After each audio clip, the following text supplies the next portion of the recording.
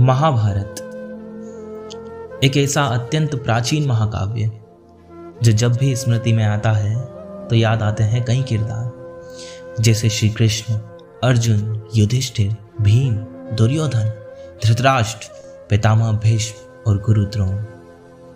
किंतु एक और ऐसा किरदार है जिसने महाभारत के महासंग्राम की भूमिका रची थी। अंधे का पुत्र अंधा।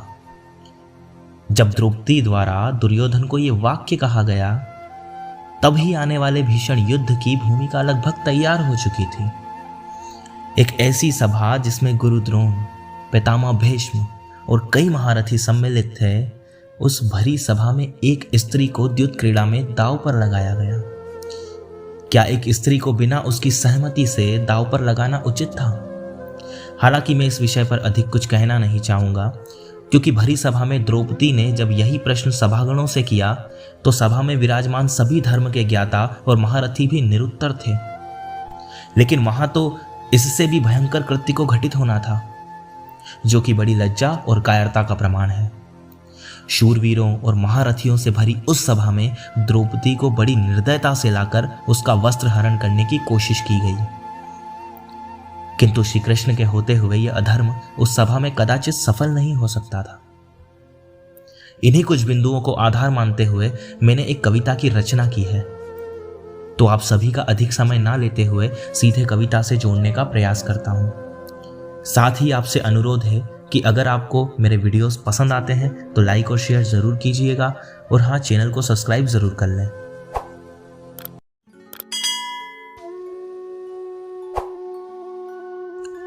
नेत्र जिसके कमल भौहें चंद्रमा समवक्र थी, द्रुपद सुता वो द्रौपदी मानो सुदर्शन चक्र थी।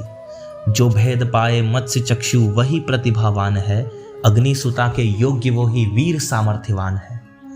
शर्त जो कि पूर्ण ना हो कर्ण या अर्जुन बिना, पर द्रौपदी ने कर्ण से था ये अधिकार भी छीना।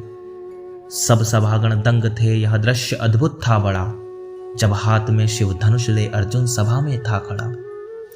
जब मत्स्य चक्षु भेद डाला एक ही बस बाण में, तब ही जाकर प्राण आए द्रौपदी के प्राण में। अग्नि सुता फिर 5 पतियों में विभाजित की गई, वरदान था फिर भी सभा में वो कलंकित की गई। धर्म के गुणगान करते वीर सब कुछ सह गए, भीष्म के भी नयन अश्रु स्रोत बनकर रह गए। पंचपतियों संग सभा सहती रही जब पीर को, तब कृष्ण ने था बचाया द्रुपद सुता के चीर को। अधर्म के उस दौर में धर्म युद्ध की घड़ी आ गई, गुरुद्रोण से लेकर पितामह सबको मृत्यु खा गई। द्रौपदी ने केश धोए दुशासन के बहते रक्त से, द्रौपदी ने केश धोए दुशासन के बहते रक्त से।